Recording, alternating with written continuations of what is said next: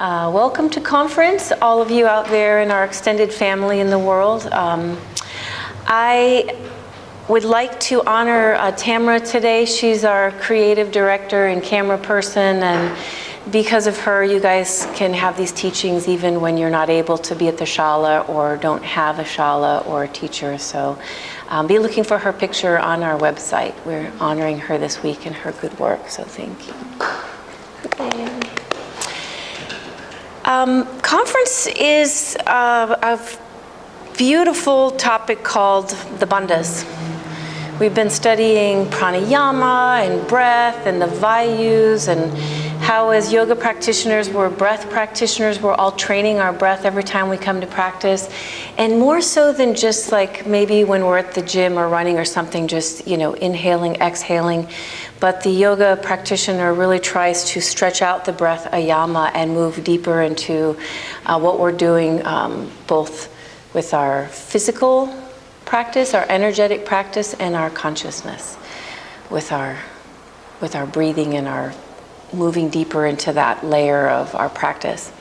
So the two things we talked about this week that I wanted you guys to kind of hold in your mind as we're working through pranayama and the bandhas was this idea of form and movement.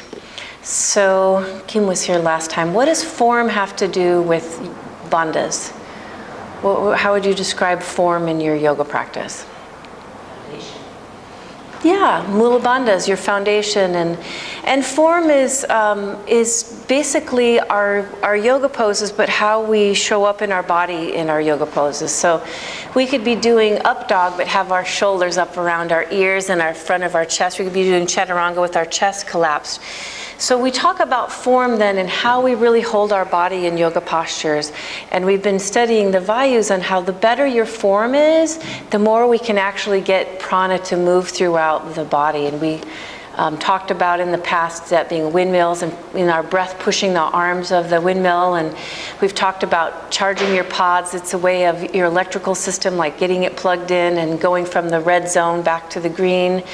And lately we've been talking about bathtubs, and talking about how if we can hold our prana, we can hold water in our bathtub, then this idea of moving it around the bathtub has to do with, pushing your hand and moving water like a current through. It's the same with what we're trying to do with form in our bodies, right? And have good form so we can push that prana around into the different parts of our body.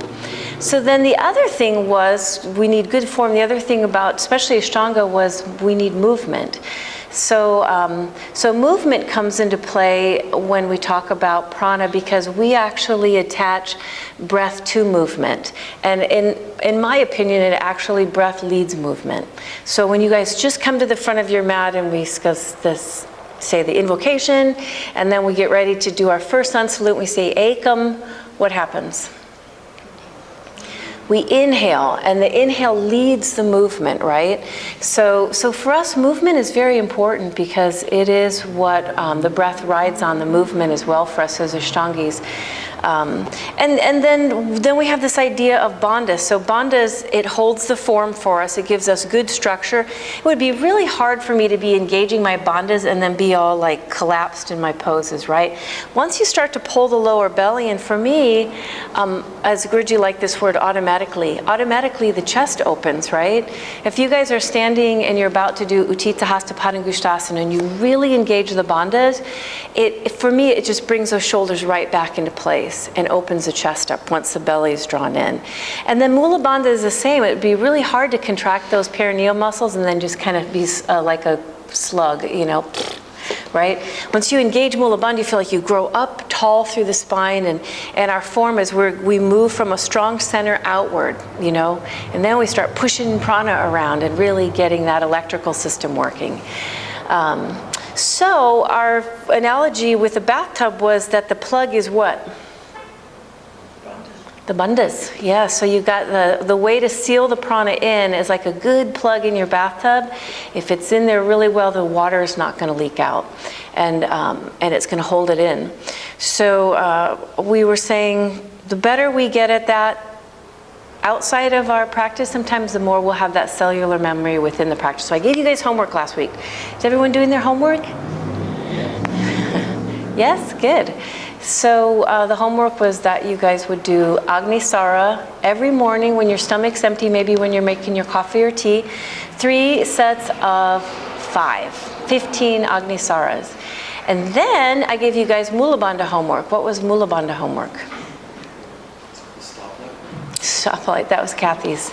So to contract the perineal muscles and release them, contract and release, contract and hold, and then maybe try to contract and then take some breaths in and out. And you know what I find is whenever we're studying this, maybe we try and we focus on it and then we sort of lose our connection to it. So we're always kind of bringing that back to a place where if you just had some habit or routine or some place in your life where you could put that. So Kathy said she always does it at the stoplight, which I think is great. I mean, how often are you sitting there doing nothing at a stoplight? Or my thing was at a boring meeting or something where you could practice contracting your perineal muscles. So that was your homework from last week. So when you're doing that and you're really focused on it and you're engaging your bandhas in your practice, you're going to notice that you move deeper into these 3 areas that we've been studying. So one is physiologically. You guys are going to have a nice healthy spine, healthy backs, your digestion is going to work really well, and you're going to have strong perineal muscles, which are very helpful if you don't want to be wearing Depends as you get older and whatnot, right? So that's the great physical benefit. Then we get to the energetic benefit. So if you guys are getting better and better at moving this, holding your prana, moving the prana, you're going to leave here with more energy, and it's like the windmills where you can store it, or your phone, so even as you go out through the day, later on tonight, you wake up in the morning, you have that energy as the energetic benefit. Then what was the third one? So we've got the physical benefits, we've got the energetic benefits, and then consciousness. Yeah, that's what really makes it yoga, is the more we focus on that internal mechanism of the bandhas and moving from that center, it really has a way of holding your mind. You know, I say that I just know if someone's not engaged in the bandhas because they're looking around the room and picking their fingernail. Well, there's nothing going on there. But once you start really moving from that center, you become one with the thing you're doing. You become in that beautiful flow. So today I just want to take it to one other place for you, which is to say that when you are engaged in the bandhas and moving in that beautiful place where you're connected with your consciousness and your body and all that stuff, for me, it becomes an art form. You know, and I feel like art is something that we all need in our lives. I went to a dance performance on Thursday night in Laguna, and it was amazing to see these dancers were such an amazing athletes, to watch them jumping around and the grace of what they can do. And I always tell you guys, I love the picture in Vanda Scarvelli's book when she has Iyengar and this other guy in Warrior 2. You know, beautiful form, if you want to talk about form, beautiful movement.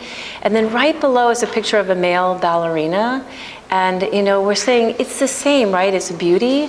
But what's the difference between me going to see this dance performance and you guys being beautiful in your yoga practice, this being your art form? There's no performance, you know, there's no competition, there's no performance. So it's not, I'm going to say, hey guys, we're going to work really hard on Saturdays, or we're going to really get this prep class down, and then in December we're going to perform at South Coast Repertoire, right? We're all going to wear little black outfits and we're going to do it, right?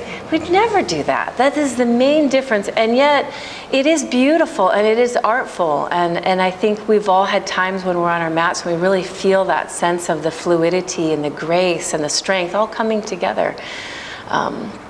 So I feel like some people, you know, they learn instruments and they play music, and some people learn dance, and the quotes this week are by Michelangelo, who is an amazing Renaissance man. He was writing sonnets and painting and making beautiful things out of marble. But I think we all have that within us, is to have something in our life that's beautiful, that we create beauty. And for me, the yoga mat is one of the places for me, that I can do that. And for all of us, as your teacher, I see that potential as well. Sometimes I'll have an opportunity to practice next to someone I really love in Encinitas, is Atsuro. He's comes here to teach sometimes. A very beautiful practice. And if you guys ever experienced this before, like someone who's mastered the practice in a way that's so graceful and beautiful, kind of reminds me of like Bruce Lee, or seeing a dance performance where it's inspiring, you know, and it inspires us to be that beauty ourselves, or to find that beauty in our own practice.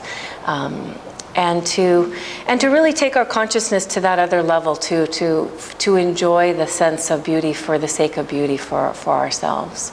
So the quotes this week are by Michelangelo. And the first one I absolutely love, and I want to kind of put this out there to you to sort of think about this within your own practice. Every block of stone has a statue inside of it, and it is the task of the sculptor to discover it.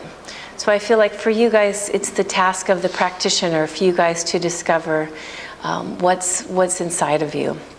I know some days I feel like I'm just a block of marble, you know, but there are those days, those moments where you're reaching deep within yourself, where you're finding that beauty that's sort of in there.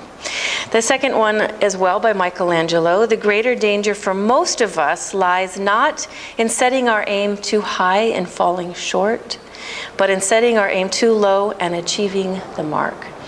So I feel like this quote is sort of for me as your teacher to constantly encourage and try to inspire all of you to set the mark high, you know, for yourselves. And every time you come here to really to focus on your bandhas. It's so easy not to, you know, but for me to keep like reminding you and finding new analogies, bathtubs and windmills and all different kind of ways to just encourage you guys to continue to grow on your mats, continue to push yourself a little bit, continue to stretch yourself, and continue to find the beauty that is within all of you. Namaste.